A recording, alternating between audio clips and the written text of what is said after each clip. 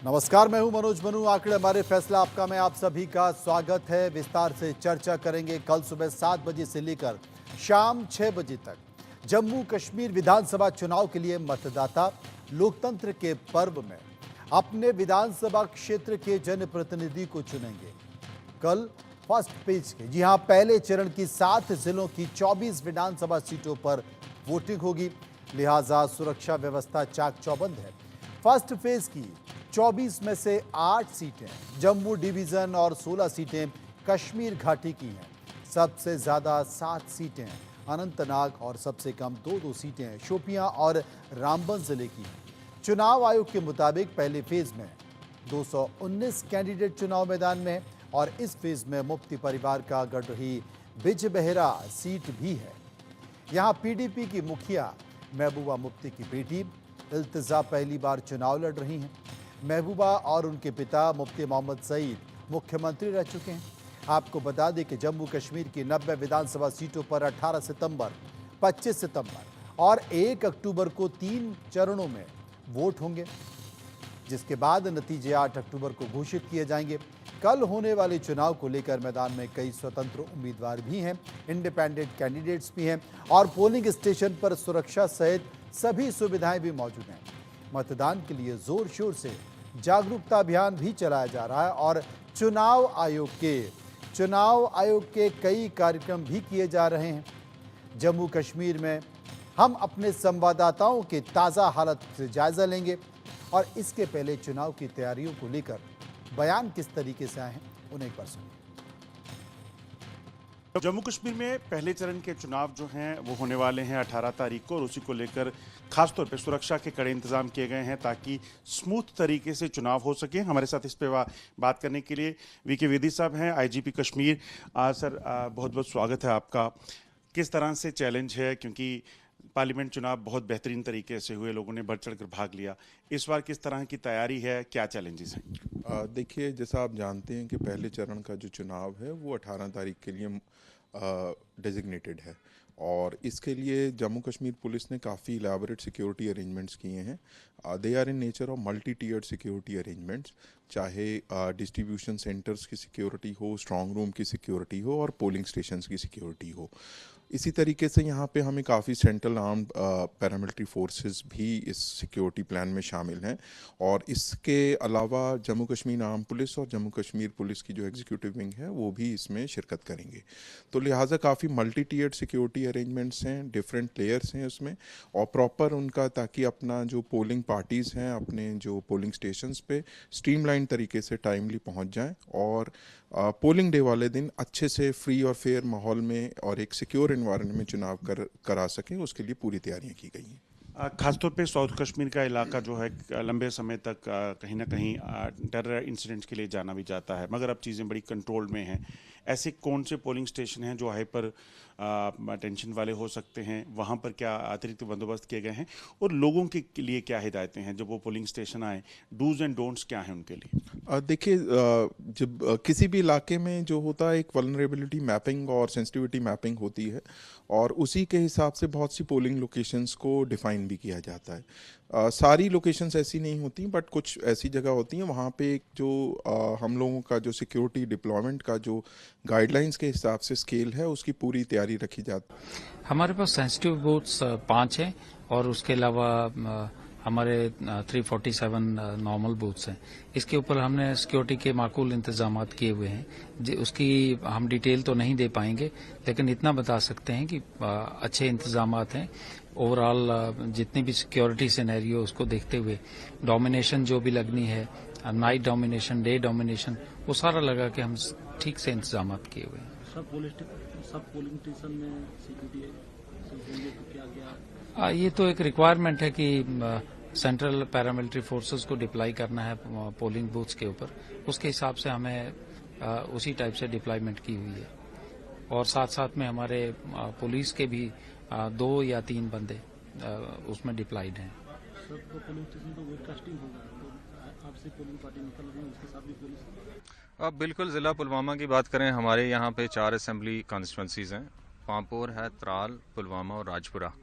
और इन सभी चारों असेंबली कॉन्स्टिट्यूंसीज में प्रिपरेशंस की बात करें तो आज तो हमारा डिस्पैच डे है, P-1 डे है 17 सितंबर, और सभी जगह आप देख रहे हैं अभी हम पुलवामा असेंबली कॉन्स्टिट्यूंसी में खड़े हैं और हमारा सभी पार्टीज़ का डिस्पैच हो चुका है।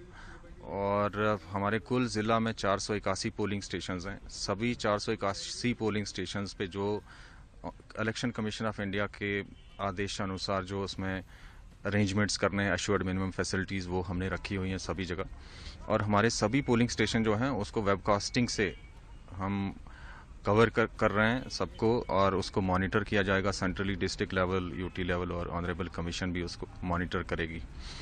और जो चारों असेंबली कॉन्स्टिट्यूंसीज में हमारे कुल 45 जो हैं कैंडिडेट्स हैं, कंटेस्टिंग कैंडिडेट्स। तो अब समझ लेते हैं कि आखिर कश्मीर क्या कहता है और कश्मीर में चुनाव की तैयारियां किस तरीके से, क्योंकि पहला चरण का चुनाव कल होने वाला है, मतदान होने वाला है।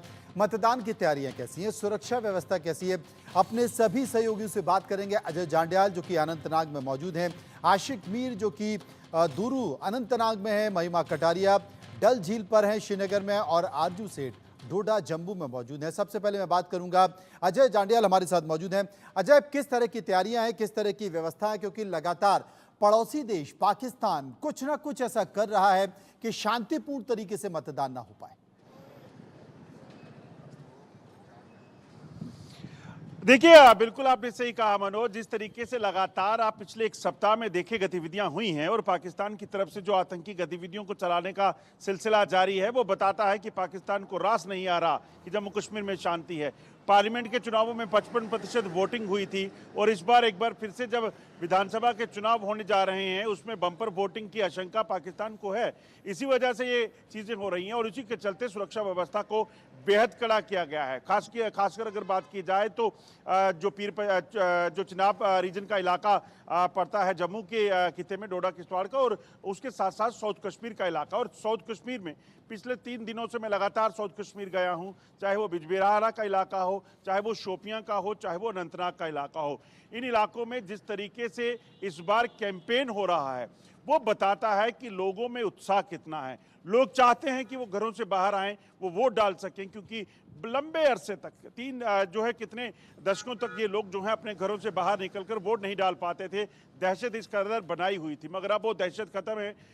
बहुत बेहतर तरीके से लोग कैंपेन कर पा रहे हैं। और कल मैं खुद आज इल्तिजा मुफ्ती से जब बात कर रहा था, जब उनको कल कैंपेन करते देखा, तो उनको बोल रहा था कि आप बुलेट प्रूफ गाड़ी में नहीं थे और आपके साथ बहुत ज़्यादा सिक्योरिटी नहीं थी। तो ये बताता है कि ये चीज़ें ग्राउंड पे दिख रही हैं। जिस तरीके से बीजेपी के कैंडिडेट रोड शोज कर रहे हैं, जिसमें पूर्व डिप्टी सीएम निर्मल सिंह आते हैं, यहाँ पर तरुण चुग आते हैं, वो जाते हैं रोड शोज के लिए शोपियां में और पुलवामा में, वो बताता है कि कहीं ना कहीं चीज़ें जम्मू कश्मीर में बदली हैं। कोई माने या ना माने, मगर जो बदलाव हुआ है, सियासतदानों के लिए सियासत करना ज़रूरी है, मान सकते हैं, मगर जो बदलाव हुआ है उस बदलाव को इग्नोर नहीं किया जा सकता। और लोग चाहे जिसको भी चुने, वो कोई भी नुमाइंदा हो सकता है, इग्नोर नहीं किया जा सकता। 2019 में आर्टिकल 370 हटाए जाने के बाद 2019 में आर्टिकल 370 हटाए जाने के बाद ये पहला विधानसभा चुनाव है। आशिक मीर, कितना असर इस मुद्दे को लेकर, क्योंकि तमाम ऐसी विपक्षी पार्टियां हैं, अगर बीजेपी को छोड़ दिया जाए, चाहे वो पीडीपी हो या कांग्रेस हो या एनसी हो, हर राजनीतिक पार्टी 370 को लेकर कोई भी खुली बात नहीं कर रही। हाँ, वो राज्य को पूर्ण दर्जा देने की बात कर रही है। तो जिस तरीके से 370 हटाए जाने के बाद अब ये पहला चुनाव है, क्या कहता है? देखिए मनोज, एक हिसाब से अगर जम्मू कश्मीर के लोगों की बात करें तो लोगों को बड़ी बेसब्री से कल के दिन का इंतजार है, जिस हिसाब से यहाँ पर चुनाव का माहौल है। जहां तक अपने यहाँ पर पॉलिटिकल पार्टीज की बात की है, खासतौर पर रीजनल पॉलिटिकल पार्टीज है, जिन्होंने अपने मैनिफेस्टो में सिर्फ 370 का ही जिक्र ज्यादा किया है। वही अगर हम 370 के ऊपर लोगों की राय जाने तो लोगों का कुछ अलग ही बयान दिख रहा है। लोग यहाँ पर तरक्की चाहते थे, यहाँ पर डेवलपमेंट चाहते थे। हालात जो खराब होते थे उन हालातों का जिक्र यहाँ पर आज लोग नहीं चाहते हैं। आज चाहते हैं यहाँ पर इसी तरह जैसे नाइट लाइफ है, यानी अगर हम श्रीनगर के या जितने भी कश्मीर घाटी के जिलों की बात करें तो यहाँ पर 5 बजे या 6 बजे के बाद अंधेरा होता था, लोगों की आवाजाही जो है सड़कों पर नहीं रहती थी। लेकिन आज की अगर तस्वीर देखी तो आज 12 बजे तक श्रीनगर के लाल चौक में लोगों की चहल पहल रहती है और टूरिस्टों का काफी ज्यादा रश बढ़ चुका है। और खास तौर पर 2019 के बाद जो डेवलपमेंट हुई है जम्मू कश्मीर में उसकी बात कर रहे हैं। अब आने वाला वक्त बताएगा, जब कल यहाँ पर वोटिंग होगी तो किस तरह से हमने देखा कि लोकसभा के इलेक्शन में किस तरह से लोग निकले और उन इलाकों से लोग निकले जहाँ पर बॉयकॉट का ज्यादातर असर रहता था। जी। लेकिन आज जो है आप खुलकर देख रहे हैं कि लोगों की किस तरह की तादाद पोलिंग में हिस्सा डालने के लिए निकलती है और इसी दिन का इंतजार जो है बीते 10 सालों से यहाँ पर लोग कर रहे थे। और कल देखने वाली बात ये होगी कि जिन इलाकों में ज्यादातर आतंकवाद अलगाववाद का असर रहता था उन इलाकों में लोग किस तरह से वोट डालने के लिए निकलेंगे। मनोज, वोट डालने के लिए निकलेंगे। महिमा कटारिया चूंकि दिल्ली से पहुंची हैं और वहां के स्थानीय लोग और जो आदमी दूसरी जगह से आता है तो उसका नजरिया अलग होता है। महिमा, इन सब के बीच भारतीय जनता पार्टी ने बहुत सारी ऐसी जगह पर है अपने कैंडिडेट खड़े नहीं किए, ये संकेत क्या कहता है? ये रणनीति है या कुछ और है? मनोज जी देखिए, हम इस समय श्रीनगर में मौजूद है। हालांकि सबसे पहले शुरुआत करते हैं अपने दर्शकों को बता के कि कल एक हिस्टोरिक दिन होने वाला है। एक दशक के बाद यानी एक डेकेड के बाद जम्मू कश्मीर की जो जनता है वो अपने डेमोक्रेटिक राइट को प्रैक्टिस करने जाएगी, यानी एक्सरसाइज करेगी। लेकिन जब हम बात करते हैं श्रीनगर की, क्योंकि जितना खूबसूरत शहर श्रीनगर है, यानी अगर हम श्रीनगर की बात करें तो यहाँ पर हमने देखा था कि लाल चौक वो जगह थी जहाँ पर कर्फ्यू लगते नजर आते थे। लेकिन अब अगर हम बात करते हैं, क्योंकि आपने कैंडिडेट्स की बात की और हम श्रीनगर की बात करें या कश्मीर की बात करें, मैं आशिक मीर को भी सुन रही थी, अजय जी को भी सुन रही थी। अगर हम कैंडिडेट्स की बात करते हैं तो यहाँ पर इंडिपेंडेंट कैंडिडेट मनोज जी, जो मैंने यहाँ पर लोगों से बात की, हालांकि यहाँ पर जो कंटेस्ट कर रहे हैं इंडिपेंडेंट कैंडिडेट्स उनसे भी बात करने की कोशिश की, तो यहाँ पर ज्यादा जो अगर हम देखते हैं तो इंडिपेंडेंट कैंडिडेट्स खड़े होते नजर आए हैं। हालांकि एनसी कांग्रेस यहाँ पर जरूर है, एनसी का जो पलड़ा है वो अगर हम बात करते हैं कश्मीर में तो थोड़ा भारी नजर आता है। लेकिन वही अगर एनसी वर्सेस बीजेपी ना करता दिखाई दे तो यहां पर एनसी वर्सेस इंडिपेंडेंट कैंडिडेट जरूर नजर आता है। लेकिन 370 की बात आपने करी थी कि 370 एक मूल जो रीजन रहा है लोकसभा चुनाव में हमने देखा था, लेकिन असेंबली इलेक्शंस में भी, चाहे गृह मंत्री अमित शाह ने जब मैनिफेस्टो रिलीज किया था उन्होंने भी 370 के बारे में बात की। अब डोडा की बात करते हैं, क्योंकि कल डोडा की 3 सीट्स जो है वो कल जाएंगी इलेक्शन के अंदर, यानी पोलिंग के अंदर जाएंगी। तो वहां पर भी प्रधानमंत्री नरेंद्र मोदी आए थे और सबसे बड़ी बात, श्रीनगर में 19 तारीख को प्रधानमंत्री नरेंद्र मोदी एक पब्लिक मीटिंग करेंगे, यानी लोगों को एड्रेस करेंगे। तो प्रधानमंत्री जब भी बोलते हैं एक एजेंडा सेट हो जाता है। डोडा में हमने अपने दर्शकों को दिखाया था, क्योंकि कल डोडा पोलिंग में जाएगा, 3 सीट जो डोडा की हैं वो पोलिंग में जाएंगी। तो जितनी बातें प्रधानमंत्री नरेंद्र मोदी ने वहां पर कही थी, क्या वो एक एजेंडा सेट कर पाएगी, लोगों का माइंड बदल पाएगी या नहीं? हालांकि जम्मू रीजन जो है वो भारतीय जनता पार्टी का स्ट्रॉन्ग होल्ड जरूर रहा है। लेकिन अगर हम बात करते हैं कश्मीर की मनोज जी, तो कश्मीर कहीं ना कहीं बीजेपी की इंडिपेंडेंट कैंडिडेट्स के ऊपर डिपेंडेंसी है। लेकिन इंडिपेंडेंट कैंडिडेट्स की अगर हम बात करें मनोज जी, आज हमने लगातार इंडिपेंडेंट कैंडिडेट से बात की, यहाँ के आवाम से बात की, तो कहीं ना कहीं जहां पर कई लोग 370 का सपोर्ट करते नजर आए हैं, वही कई ऐसे इंडिपेंडेंट कैंडिडेट्स नजर आए हैं जिन्होंने एनसी से लेकर कांग्रेस तक का विरोध किया है। हालांकि डेवलपमेंट की कई लोगों ने बात की, रोजगार की लगातार बात की, लेकिन कहीं ना कहीं कश्मीर की अगर हम बात करते हैं तो 370 का जो मुद्दा निकल के आता है तो वो कहीं ना कहीं एक भारतीय जनता पार्टी जिस तरीके से, या गृह मंत्री अमित शाह ने लगातार जिस तरीके से बोला था कि वो हिस्ट्री रहा है, उसको नकारते हुए यहाँ की जनता या कहीं यहाँ के इंडिपेंडेंट कैंडिडेट्स भी 370 को रिस्टोर करने की बात तो करते नजर आए, और उम्मीद और पार्टी की जो डिपेंडेंसी है जी उस डिपेंडेंसी के भरोसे भी बहुत सारी चीजें हैं। आरजू सेठ हमारे साथ मौजूद हैं। आरजू, एक जिक्र अभी कर रहे थे हमारे सहयोगी, और वो बता रहे थे आशिक मीर के अब यहाँ के यूथ भी तमाम सारी चीज़, जैसे दूसरे प्रदेशों के जो कई सारे शहर हैं, यहाँ भी उस तरीके से खुला आसमान देखना चाहते हैं युवा, नाइट लाइफ चाहते हैं, वो खेलों में बहुत आगे बढ़कर हिस्सा लेना चाहते हैं। टैटू कल्चर भी यहाँ पर देखा जा रहा है कि हाल के दिनों में बहुत ज़्यादा बढ़ गया है, और भी तमाम सारी चीज़ें। कुल मिलाकर पहले बहुत सारी बंदिशें थी, चाहे वो युवाओं में हो या फिर महिलाओं में हो, लेकिन अब एक आसमान, खुला आसमान दिख रहा है। विकास की कई सारी गाथाएं यहाँ पर गढ़ी जा रही हैं। आपने तमाम लोगों से बातचीत की होगी, क्या वो इस बदलते हुए कश्मीर को देख रहे हैं, महसूस कर रहे हैं, और आगे भी कुछ इसी तरह की तस्वीर वो अपने कैनवस पर देखना चाहते हैं? बिल्कुल मनोज जी, देखिए अगर बात करें तो इन खुली वादियों में अब खुला आसमान जो है वो यंगस्टर्स जो हैं वो जम्मू कश्मीर के देखने लगे हैं। और जिस तरीके से अनुच्छेद 370 हटा है उसके बाद जब हम जम्मू कश्मीर पहुंचे तो यहाँ के युवाओं से हमने बात की, महिलाओं से हमने बात की, और देखिए जिस तरीके से अन्य राज्य के जो युवा हैं जो डिमांड करते हैं एम्प्लॉयमेंट की, जो डिमांड करते हैं कि उनको अपॉर्चुनिटीज मिले, टूरिज्म जो है उनके शहर में बढ़े, और वही डिमांड जो है अब जम्मू कश्मीर के जो यंगस्टर्स हैं, जो युवा हैं, वो भी करने लगे हैं। वो बता रहे थे, देखिए हमने बात करी वाल्मीकि कम्युनिटी की, जो पहली बार अगर 70 साल हो गए हैं इंडिपेंडेंस को, तब से अब पहली बार वोट करेंगे, और ये मौका उनको एब्रोगेशन ऑफ आर्टिकल 370 के बाद मिला है। और उन लोगों ने भी यही कहा कि उनके पास डिग्री भी थी, उसके बावजूद भी उनको नौकरी करने का मौका ही नहीं दिया गया, उनको कोई नौकरी पे रखता नहीं था। लेकिन अब जो बदलाव है वो कहीं ना कहीं 370 हटने के बाद आया है। और अगर अब बात करें, क्योंकि कल 24 जो असेंबली सीट्स हैं जम्मू कश्मीर की, उन पे वोट जो है वो डलने वाला है। और अगर डोडा की बात करें, क्योंकि इस वक्त मैं डोडा में मौजूद हूं, यहाँ की 3 असेंबली सीट्स हैं जिन पे कल वोट जो है वो पड़ेगा। फिलहाल आपको अगर तैयारियों की भी बात बताएं तो लगातार हम जहां पे मौजूद हैं ये डोडा सिटी है, और यहाँ पर लगभग 5 मिनट में 3 से 4 इलेक्शन कमीशन की गाड़ियां जो है वो निकल चुकी हैं। और वहीं अगर आपको दिखाएं तो जम्मू कश्मीर की पुलिस की गाड़ी जो है वो भी यहाँ पर स्टेशन जो है वो की गई है, खड़ी की गई है। और लगातार इसी तरीके से जगह जगह पर पुलिस जो है जम्मू कश्मीर की वो तैनात है, और लगातार पुलिस की गाड़ियां जो है वो भी यहाँ से निकल रही हैं। हर पोलिंग स्टेशन पे बड़े पैमाने पर जो सिक्योरिटी फोर्सेस हैं उनको भी तैनात किया गया है। तो कोई भी तरीके से कोई भी चूक की उम्मीद जो है वो नहीं की जा रही है, क्योंकि बौखलाहट जो है वो कहीं ना कहीं जिस तरीके से खुला आसमान जो है वो अब युवा हो, जम्मू कश्मीर के लोग हों, वो देखने लगे हैं, उनको रास नहीं आ रही होगी। और बिल्कुल अगर बात करें तो जम्मू एंड कश्मीर जो है वो पूरी तरीके से कल वोट करने के लिए फर्स्ट फेज के लिए तैयार है।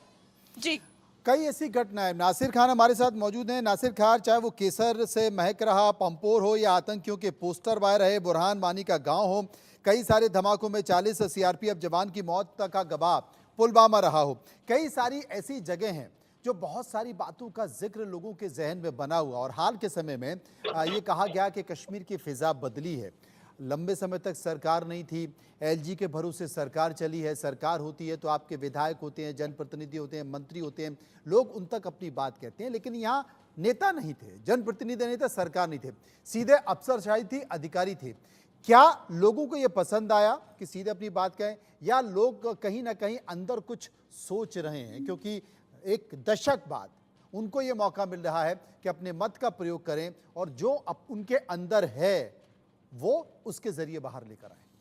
देखिए मनोज जी, मैं आपको बताते चलो, देखिए पुलवामा की बात करें, साउथ कश्मीर किसी भी इलाके की बात करें जो आज तक आतंक का घाट बना हुआ था, उसका मुंह तोड़ जवाब जो है हमें पिछले पार्लियामेंट्री इलेक्शन जो हुए वहां पे मिले, जहां पे युवा, स्पेशली युवा बाहर निकले। वही युवा जो कल तक पत्थरबाजी कर रहे थे, जो कल आतंक का हिस्सा बन रहे थे, लेकिन आज उन युवाओं ने पिछले इलेक्शन में ही उन चीजों को ठुकराया और वोट अपना कास्ट किया। पिछले इलेक्शन की अगर बात करें उसमें जो सबसे ज्यादा बढ़ चढ़ कर हिस्सा जो लिया है वो युवाओं ने लिया, स्पेशली साउथ कश्मीर के युवाओं ने लिया। वो एक पाकिस्तान के प्रोपेगेंडा पे एक तमाचा है जो यहाँ के युवाओं ने उसको वोट कास्ट किया। और आज भी अगर देखा जाएगा, आज भी युवा जो है रैलीज हमने देखे, हमें इलेक्शन कैंपेन्स देखे, हमने रोड शोज देखे, वहां पे आप देख लीजिए जो मोस्ट पॉपुलेशन है, जो मोस्ट वहां पे लोग जुड़े हुए हैं वो स्पेशली युवा है। इसे साफ लगता है कि युवा की तस्वीर जो है, कश्मीर की तस्वीर जो है 2019 से बदल चुकी है। युवा जो है बढ़ चढ़ कर सामने आ रहे हैं। अब युवा भी यहाँ पे डेवलपमेंट चाहते हैं, पीस चाहते हैं, अपना एम्प्लॉयमेंट चाहते हैं। वो कहीं ना कहीं जो पिछले 70 सालों से यहाँ पे मिस था, जो घाटी में एक दीवार बन के खड़ा था, 370 जो बनाया हुआ था, यहाँ पे जो एक कांटा बना हुआ था, वो कांटा निकाल के उसके बाद आप देख लीजिए कि युवाओं की सोच जो है वो कैसे तब्दील हुई। उसके बाद जब अलगाववाद और आतंकवाद का खात्मा हुआ, उनकी रियलिटी जो है वो लोगों के सामने आई। उसके बाद युवाओं को भी लगा कि नहीं, हमारा इस्तेमाल हो रहा था, हमें ब्रेन वॉश किया जाता था, हमें यूज किया जाता था अपने घर बसाने के लिए। लेकिन उसके बाद अगर युवा अगर सड़कों पे नहीं, जिन्होंने वही पुलवामा है, ये वही त्राल एरिया है जहाँ पे कई सारी टॉप कमांडर जो है आतंकी, चाहे बुरहान वानी की बात करें, हम सब्जार की बात करें, हम जाकिर मूसा की बात करेंगे, उन इलाकों से वो युवा सामने आए जो कल तक पत्थरबाजी कर रहे थे एनकाउंटर साइट से। वो युवा बाहर आए, उन्होंने अपना वोट कास्ट किया। और स्पेशली 15 अगस्त या 26 जनवरी हो, वहाँ पे उन्होंने तिरंगा उठाया, तिरंगा फहरा के पूरे पुलवामा या त्राल के इलाके की अगर स्पेशली बात की जो आतंक गढ़ बना हुआ था, वहाँ पे उनको मुँह तोड़ जवाब मिला। वहीं पे अगर देखा जाए कल वहीद पारा भी वहाँ से कास्ट कर रहे और उसके पीछे आप देख लीजिए कि युवाओं की कितनी बड़ी तादाद जो है वो हमें सामने देखने को मिल रही है। इससे कहीं न कहीं लगता है कि कश्मीर के युवा भी अब बदल चुके हैं, वो भी चाहते हैं अब कि अब वो अब देखिए, ये तो डेमोक्रेसी बाद में में आए और पता हम चलेगा कि कश्मीर के युवा बदल चुके हैं, उनकी सोच क्या है, वो अंदर से क्या सोच रहे हैं, तब जबकि परिणाम निकल कर आ जाएगा। लेकिन अजय जांड्याल हमारे साथ मौजूद हैं। अजय जांड्याल, इस विधानसभा चुनाव में या इस चुनाव में बहुत सारे प्रयोग किए हैं, हर राजनीतिक पार्टी ने अपने अपने प्रयोग किए हैं। भारतीय जनता पार्टी ने प्रयोग किया है कि वो कुछ जहां पर उसकी जीतने की स्थिति नहीं है वहां उसने अपने आप को पीछे कर लिया है। तमाम ऐसे निर्दलीय कैंडिडेट खड़े हैं, छोटी छोटी राजनीतिक पार्टियों के तमाम दूसरे लोग खड़े हैं जो सीधे एनसी और कांग्रेस के गठबंधन को टक्कर दे रहे हैं। महबूबा मुफ्ती अलग चुनाव लड़ रही हैं। इसके साथ साथ प्रशासन की ओर से, सरकार की ओर से या केंद्र की ओर से डिलिमिटेशन का भी एक यहाँ पर प्रयोग किया गया है। डिलिमिटेशन क्या कहता है, 370 एक अलग चीज़ है, बहुत सारे प्रयोग हैं और ये प्रयोग कुछ कहते हैं। इस बार का विधानसभा चुनाव क्या रोचक होगा। वहीं अगर विपक्षी पार्टियां ये आरोप भी लगा रही हैं कि सरकार नहीं थी, मुख्यमंत्री नहीं थे, मंत्री नहीं थे, एलजी ही सरकार चला रहे थे, तो भ्रष्टाचार भी बहुत हुआ है, इसके कई सारे सबूत हैं। क्या कहती हैं ये सारी बातें?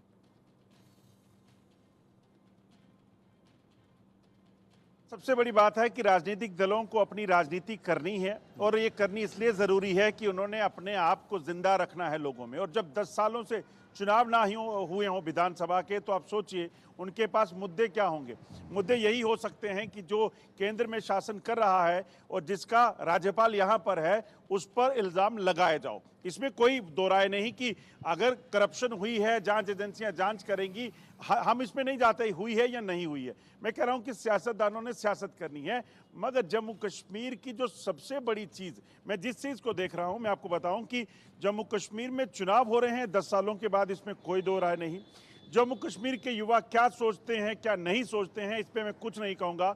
मैं सिर्फ ये कह रहा हूँ कि आप सोचिए 10 सालों के बाद विधानसभा चुनाव जब होने जा रहे हैं तो कश्मीर के लोग चुनाव में वोट डालने जा रहे हैं, वोट डालेंगे।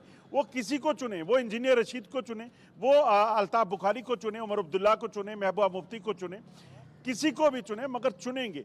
सबसे बड़ी चीज जो कश्मीर में वैक्यूम था वो इस चीज को लेकर था कि लोग चुनाव में वोटिंग नहीं करते थे और 3000 वोट लेकर कोई भी एक मेंबर पार्लियामेंट बन जाता था, विधायक बन जाता था, मंत्री बन जाता था। अपनी बात को पूरी करिएगा। लेकिन एक हादसा हो गया, ये खबर भी आपने भेजी, और हादसा ये हुआ है कि जम्मू कश्मीर के राजौरी में यह हादसा हुआ है। सेना का वाहन खाई में गिर गया है। वो चुनाव की सुरक्षा व्यवस्था को मुस्तैदी से ड्यूटी कर रहे थे जवान, लेकिन सेना का वाहन खाई में गिर गया। 4 जवान, अब तक जो सूचना मिल पा रही है, वो घायल हो गए हैं। 2 जवानों की हालत काफ़ी गंभीर बताई जा रही है। अजय जांड्याल, विस्तार से जानकारी क्या हुआ? जी हाँ, मैं आपको बता दूं कि क्योंकि चुनावों का दौर है और सुरक्षा बलों के ऊपर दारोमदार पूरा है इन चुनावों को सुरक्षित रखने का, और उसी बीच अगर बात की जाए तो एक हादसा हुआ है राजौरी के मांजाकोट की ये घटना है, जब सेना का एक वाहन जो है वो खाई में गिरा है, जिसमें 4 जवान जो हैं वो गंभीर रूप से जख्मी हुए हैं, जिनमें से 2 की हालत जो है वो काफ़ी नाजुक बताई जा रही है। दरअसल सुरक्षा बलों के ऊपर जिम्मेदारी जो है वो चुनावों को सुरक्षित रखने की, और खासतौर पे राजौरी पुंछ के इलाके में जो पिछले कुछ समय में आतंकी गतिविधियां हुई हैं, ऐसे में उन इलाकों में, जंगल के इलाकों में कभी भी सेना ये सुरक्षा बलों को कोई आतंकियों की मूवमेंट की जानकारी आती है तो हमेशा उस इलाकों को कॉर्डन करके वहाँ पर ऑपरेशन चलाए जाते हैं। तो इसी तरह के एक ऑपरेशन में ये गाड़ी जा रही थी, वाहन जा रहा था, मगर अचानक दुर्घटनाग्रस्त हुआ है। अब जवानों को वहाँ से रेस्क्यू करके अस्पताल पहुँचाया गया है, जहाँ पर उनका उपचार चल रहा है। मगर कहीं ना कहीं काफ़ी दुखद घटना, और उम्मीद की जा रही है कि जल्द से जल्द इनको बेहतर जो ट्रीटमेंट के लिए जो है जवानों को बेहतर मेडिकल इंस्टीट्यूशन में पहुंचाया जाए। जी, महिमा हमारे साथ मौजूद है। महिमा, आप चूंकि आप तमाम जो दिल्ली से बड़े नेता जा रहे हैं उनका इंटरव्यू कर रहे हैं, उनसे बातचीत भी कर रहे हैं, और उन छोटी छोटी जगहों पर भी पहुंच रहे हैं, जैसे नुक्कड़ सभाएं हो रही हैं, पोस्टर्स लगे हुए हैं, भोंपू भी प्रचार कर रहे हैं। कई सारे चुनाव में कई सारे रंग होते हैं। वहाँ जो नुक्कड़ नाटक है, वहाँ जो पोस्टर्स लगे हुए हैं, उसमें किस तरह का प्रचार देखा जा रहा है? कौन सी ऐसी लाइन्स हैं जो लोगों के लिए लिखी गई हर राजनीतिक पार्टी? देखिए मनोज जी, अगर हम बात करते हैं श्रीनगर, क्योंकि इस समय हम श्रीनगर में मौजूद हैं, तो फर्स्ट फेज के इलेक्शन में यानी जो फर्स्ट फेज होगा असेंबली इलेक्शन का, उसमें श्रीनगर की अगर हम बात करते हैं, कुछ हिस्से जो कश्मीर के आते हैं वो वोट के लिए नहीं जा रहे हैं। लेकिन आपने बात की क्योंकि बड़े नेता यहाँ पर मौजूद होंगे, सबसे अहम बात ये हो जाती है कि 19 तारीख को खुद प्रधानमंत्री नरेंद्र मोदी यहाँ पर आएंगे। क्या कुछ बातें कहेंगे प्रधानमंत्री नरेंद्र मोदी, क्योंकि आपको भी पता है और मुझे भी पता है कि किस तरीके से अगर कुछ भी प्रधानमंत्री नरेंद्र मोदी बोलते हैं तो वो एक एजेंडा लाइन जो है भारतीय जनता पार्टी की वो सेट हो जाती है। जिस तरीके से डोडा में, क्योंकि अभी आरजू भी बता रही थी और हमने भी बताया कि 3 सीटों पर चुनाव था, तो डोडा की अगर हम बात करते हैं तो प्रधानमंत्री ने लगातार गारंटी के बारे में बात की थी। प्रधानमंत्री ने किसानों के बारे में बात की थी कि किस तरीके से उनकी जो मूल राशि है 6,000 से बढ़ा के 10,000 कर दी थी।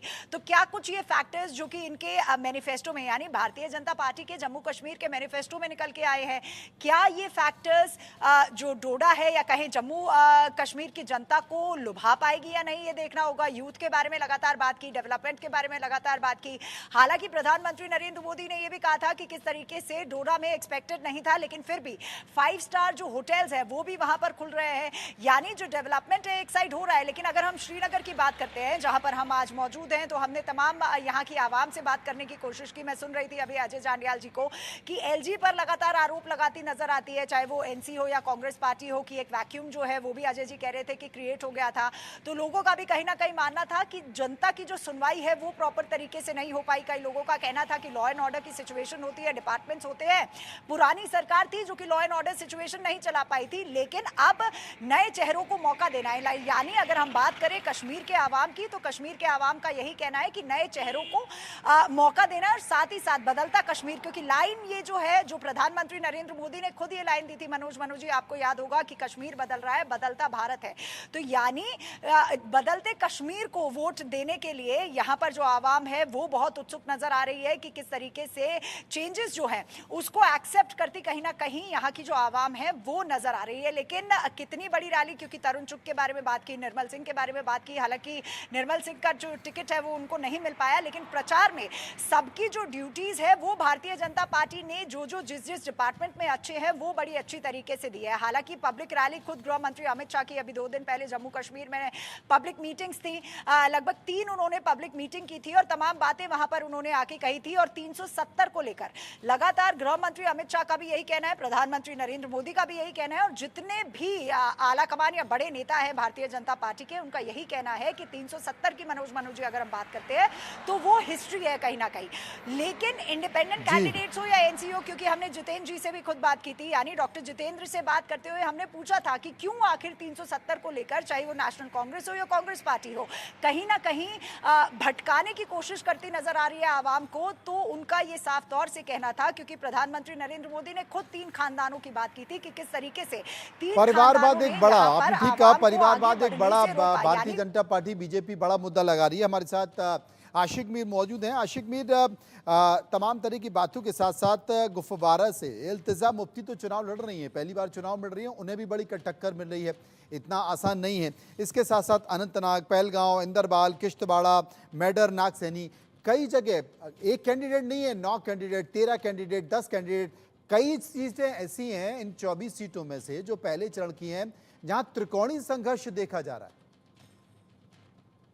बिल्कुल, अगर हम आज के चुनाव की बात करें, खासतौर पर आपने बिजबहरा की बात करी जहाँ से इल्तिजा मुफ्ती लड़ने जा रही है, काफी चुनौती भरा ये इलेक्शन होगा। और इस इलेक्शन में हमने क्या कुछ देखा कि ज्यादातर इंडिपेंडेंट कैंडिडेट जो है इन इलेक्शंस में हिस्सा ले रहे हैं। लगभग पहले फेज में जो है 92 ऐसे इंडिपेंडेंट कैंडिडेट है जो आज के इलेक्शन में हिस्सा ले रहे हैं, जिसमें जमात से भी जुड़े काफी ज्यादा लोग हैं जो कि पहले नहीं आते थे और वो भी इंडिपेंडेंट के तौर पर लड़ रहे हैं। और इंजीनियर रशीद की जहां तक बात आती है तो उन्होंने भी अपने कैंडिडेट जो है साउथ कश्मीर में खड़े किए। यानी चुनौती भरा ये इलेक्शन होगा खासतौर पर नेशनल कॉन्फ्रेंस और कांग्रेस के लिए, क्योंकि अगर हम इस अलायंस की बात करें तो इस अलायंस पर पहले से ही कई सारे लोगों की प्रतिक्रिया आई है और सियासी जमातों की तरफ से भी कहा गया कि आज तक यही वो पार्टियां हैं जिन्होंने 70 साल जम्मू कश्मीर में राज किया, लेकिन जम्मू कश्मीर की आवाम को दिया क्या, वो सबसे बड़ी बात है। लिहाजा आज लोगों को देखने की बात होगी, देखने वाली बात यह होगी कि कौन सा मैंडेट किसको मिलता है। जी मनोज, बहुत बहुत शुक्रिया करेंगे सभी लोगों का, विस्तार से चर्चा कर रहे थे और